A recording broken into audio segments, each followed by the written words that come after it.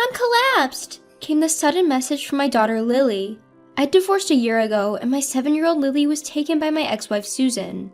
I received a call from Lily saying that Susan had gotten terribly thin and was hospitalized. Lily, what's going on? I send $2,000 every month. Why? Daddy, please help Mom! Hearing my daughter's heartbreaking cry, I left work early to rush to the hospital where Susan was admitted. Praying for their safety, I jumped into a taxi. When I arrived at the hospital, my crying daughter and my mother-in-law were there. Susan was lying in bed with her eyes closed as if she was asleep. How is Susan, mother-in-law? It's a mess. Hospitalized for malnutrition. Bills are piling up. Malnutrition? She said she was on a diet and hardly ate. I told her many times to eat more. I couldn't believe that she hadn't been eating properly until it came to this. Daddy, will Mom be okay? Yes, she'll be fine. She'll rest in the hospital and we'll be back to normal soon. Really? I gently held my daughter, who clung to me, shedding quiet tears. A faint smile appeared on her face, perhaps comforted by my presence. Huh? Has Lily slimmed down too? I felt something was off when I held my daughter. That's what kids are like in their growth spurt, said my mother-in-law. Is that so? I deeply regretted how ignorant I was on the well-being of Susan and my daughter. I was the cause of our divorce. Back then, I was a salesman in a major corporation, so busy I could hardly come home, leaving everything about the house and our daughter to Susan. I neglected my responsibilities as a husband and a father, which made Susan deeply upset that she asked for a divorce. My ex-wife and my daughter then moved back to her parents' home, where her father and stepmother lived. They got married late in life, saying, "It's fearsome and lonely to be alone in old age." Susan said, "I was worried about being a burden by returning with her child." But, to my relief, her parents welcomed her warmly. Out of my own will, I sent them $2,000 every month, hoping they live a comfortable life. Being too focused on work, I was the reason for our divorce, so I decided to do everything I can for the two of them. Our relationship after the divorce was not bad at all. At first, we often contacted each other, and I listened a lot about my daughter, who just started grade school. However, for the past 6 months, I've been so busy that I couldn't contact my ex-wife. I wonder what happened to Susan during this period. I was deep in thought as I looked at Susan, who was lying on the bed looking emaciated. Isn't this a bit too much for a diet? I wonder why she wanted to lose weight so much. Well, who knows? Maybe she found someone she likes? She's still young after all. James, you can go home. I'll take care of Susan. I understand. I'll head home for today. Mother-in-law, it must be hard staying with her. How about you? Lily, come to my place. Huh? Really? I want to go. As my daughter happily squeezed my hand, my mother-in-law immediately responded. I'll take care of Lily here. You're busy with work, James, and Lily needs to go to school. But Lily says she wants to go. I can drop her off and pick her up from school. You're busy with work and it's difficult for you to take care of her. Plus, you don't even have custody over her. Her reasoning made me at a loss for words. I see. In that case, when she wakes up, could you ask Susan if she'll let me take care of Lily while she's hospitalized? Regardless of what you say, she's still my daughter. Saying I'm sorry to my disappointed-looking daughter, I bowed to my mother-in-law and left the room. Looking back, I regretted not insisting on taking her home right then. Several days had passed and Susan was hospitalized. One day, after work, I returned home to find an unexpected sight. My daughter was there. Lily, did you come here all by yourself? Daddy? Looking up at me anxiously, Lily is wearing the same clothes as when I saw her at the hospital. A worn-out t-shirt, dirty shoes, and her hair, seemingly tied by herself, had grown out in a mess. This was it, the sense of discomfort I felt when we met in the hospital room. At the time, I was too consumed with Susan's collapse to notice, but realizing it now made me feel like a failure of a father. I invited my daughter into the house and offered her a cup of hot milk. Doesn't your mom buy you new clothes or shoes? No, it's not like that. Lily shook her head, appearing to struggle as she looked down. I've been working hard, sending money so you and Mom could live comfortably. Has it not been enough? Dad, that's not it. As Lily looked on the brink of tears, I gently stroked her back, waiting for her to gather her words. After a while, it seemed she had finally regained some composure as Lily took a deep breath. Grandma does mean things to me and Mom. She barely lets us eat. No way. Is that really true about Grandma? It's true. I'm okay because I get lunch at school, but Mom's always hungry. That's why she collapsed. And you know, Grandma goes out every night, and when she comes back in the morning, she always badmouths me and Mom. Since living with Grandma, Mom has been treated like a servant every day. Lily's words, shouted with her eyes full of tears, hit me like a punch in the gut. Could the mother-in-law be the cause of Susan's malnutrition? What on earth? If I had kept in contact, maybe this wouldn't have happened. Biting my lip in frustration and helplessness, I felt a small warm hand gently touch mine. "Dad, don't cry." My heart tightened as Lily smiled at me, bravely holding back her own tears. With that, I decided to help my ex-wife and daughter. About a week later, I was contacted by the hospital of Susan's scheduled discharge.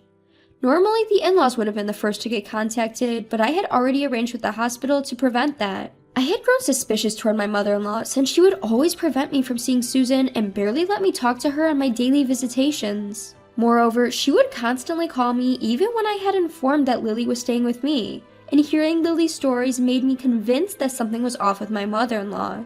So I decided to take Susan directly to my house on the day of her discharge without letting my mother-in-law know. When Lily and I arrived at the hospital, there was Susan, thinner, but with a much better complexion than when she was admitted. "Thank you for coming to get me. I'm sorry for the trouble."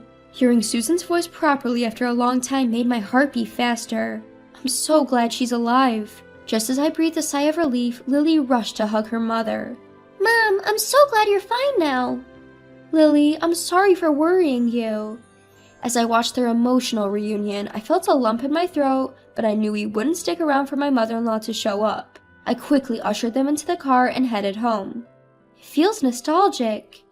Susan seemed relieved as we arrived at the house we lived in together until a year ago. Watching for the right moment when she was calm, I broached the subject. "Actually, Lily told me something." When I asked Susan about the truth of what Lily had said, Susan's eyes widened and she averted her gaze awkwardly. What Lily said was true. After I divorced you and moved back home, my mother started treating me like a maid. Even when I started earning from work, my mother took all the money. There were even times she wouldn't let me eat because she said I didn't earn enough. "Why didn't you talk to me about it?" "How could you say that? I couldn't ask for help because I was the one who initiated the divorce. We hadn't been in touch recently, so I thought you'd found a new partner. I didn't want to interfere with that." "New partner? No way! Besides, didn't I transfer $2,000 to you every month? How did you fall sick?" "You're lying. I haven't received anything." "I am sure the money was transferred just fine. It should be recorded in your bank book." "My mother took both my bank book and debit card. She told me that you stopped sending money a long time ago and that you found a new woman and had abandoned me." I was stunned. If only I had kept in touch more diligently, this wouldn't have happened. But it's too late to regret it now. "She also took my credit cards and used them without my permission." "But couldn't you have run away?"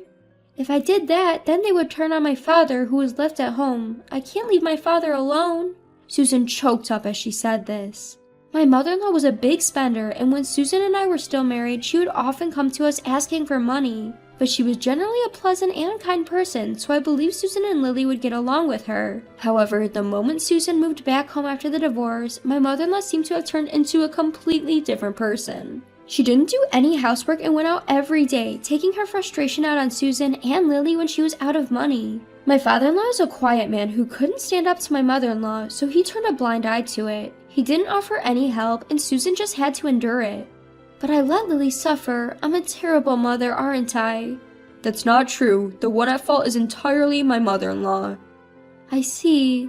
Thank you." With that, tears quietly ran down her cheeks. A few days later, I waited for the day my mother-in-law was out and headed to my in-laws' house. When I arrived at their place, my father-in-law apologetically bowed his head deeply to me. "I'm truly sorry. I've done an awful thing to Susan and Lily." "Sir, I've heard about what my mother-in-law has been doing to Susan and Lily. I came here to help them." Upon hearing my blunt declaration, my father-in-law gradually started speaking. "I noticed what she's been up to, but I turned a blind eye. I became unable to speak as I grew scared, seeing her change day by day. But I can't stand seeing my daughter and granddaughter get hurt anymore." From his gradually trembling voice, my father-in-law's regret was palpable. He wished for the same thing as I did, to protect both of them. "Sir, could you lend me a hand?" I asked him to keep an eye on my mother-in-law's behavior, where my mother-in-law heads out to, and what she's doing, how my $2,000 transfer was spent, and how Susan's credit card was used. Subsequently, I also began to investigate my mother-in-law. "Where the heck have you been? The hospital bills were expensive. God, you really are one hell of a burden." On a later day, I visited my in-laws' house with my ex-wife. As soon as Susan went in, I could hear a loud voice berating her. I quickly followed and entered my in-laws' house. "Pardon my intrusion. James?" Ignoring my surprised mother-in-law, I turned to my ex-wife and asked, "Are you all right?" Susan trembled in fear from being berated. Rubbing her back, I turned my gaze towards my mother-in-law. My mother-in-law froze for a moment, then hastily said, "Oh, welcome! What brings you here so unexpectedly?" "I just dropped off little Lily at school. Thought I could come over to discuss some matters regarding Susan and Lily without having Lily present. Hope I'm not intruding." "Oh, a discussion? About what, I wonder? As you can see, we're getting along quite nicely." Saying that, my mother-in-law tapped on Susan's shoulder, to which Susan clearly showed her discomfort. Already seated on the living room sofa was my father-in-law. I pulled Susan close, sitting down nearby. "I've been transferring money to Susan's account to help out even a little bit after our divorce. Is it true you are using up all the money?" "What? What money? I know nothing about it. Susan's probably trying to cover up her frivolous spending by blaming me. I wonder where the $2,000 every month is going. What a terrible daughter." As expected, my mother-in-law pretended not to know, even trying to shift the blame onto my ex-wife. She probably thought she could brush it off, but I exchanged a glance with my father-in-law, who quietly nodded. And from here, the reprisal begins. "That's odd. You said the $2,000 every month, but you told Susan that I stopped sending out money and had abandoned her and our daughter, right?" My mother-in-law started trembling as I spoke those words. That's what I heard from Susan. I didn't have control of my bank books or cards. You took them all. I couldn't possibly know about it. Besides, you've been using my credit card too, haven't you? I've received the receipts." "What?" "What exactly have you been using Susan's credit card and the $2,000 you receive every month for, mother-in-law?" To our question, my mother-in-law shakes her head, insisting she doesn't know. Of course we expected her to play dumb. In the midst of this, my father-in-law brings something out from the back of the room. "Stop lying anymore." "What do you mean? Do you suspect me as well?" To my enraged mother-in-law, my father-in-law pulled out a few photos. "So that's where you've been going every night. You seem to have a favorite host at the nightclub. It appears you've been having a grand time using James's money and Susan's credit card." "How did you?" "My father-in-law and I looked into everything. Although we only had to follow you around, since you were so careless, we figured out everything without much deep investigation." "What's wrong with using my daughter's money? I should be allowed that much." "Furthermore, it seems that wasn't enough money for you. You've been tricking money out of widowed men like my father, almost akin to marriage fraud, haven't you?" "Shut up! It's the victim's fault for being fooled." As we presented the evidence, my mother-in-law brazenly shrugged it off. "I thought this man had money when I married him, but it turns out he didn't have much. Luckily, my daughter Susan has been a great contributor, ha. Men at the local senior centers are so easy. All it takes is a soft voice to have them smitten. How naive." Hearing this, my father-in-law's jaw dropped to the ground. Susan and I were at a loss for words. "We're calling the police." "No, anything but that." At the mention of the police, my mother-in-law turned pale, but I went ahead and called them. "Why would you call the police? This isn't looking good for me." "So you're aware that what you've done is wrong?" "Just don't call the cops. I apologize for everything. Forgive me." "Judging from your attitude, it seems like you've done this before. Don't worry, we'll have the police conduct a thorough investigation." My mother-in-law, pale-faced and shaking, was taken away by the police officers who arrived shortly after. When it was all over, it felt like a weight had been lifted off of our shoulders, and I gave Susan a warm smile. Then, with tears in her eyes, she gave me a gentle smile in return. Apparently, my mother-in-law was arrested on charges of marriage fraud, and it seems like several people are demanding her to repay their money. Naturally, my father-in-law divorced my mother-in-law. Furthermore, he sued her for the emotional distress inflicted on our family from her harassment. Susan also claimed $50,000 in damages for the misuse of her credit card. Of course, I'm also demanding her to return all the money I transferred. My mother-in-law, who is now behind bars, doesn't seem to have an easy life waiting for her once she's out. As for me, afterwards, "Susan, please marry me again. This time, I'll protect you and our daughter. I won't make you cry anymore." We had once led a misguided marriage life, but this incident made me realize the importance of my ex-wife. Hearing my words, Susan cried, thanked me, and held my hand tightly. Now, our family is starting a new life. This time, I will protect this happiness thoroughly.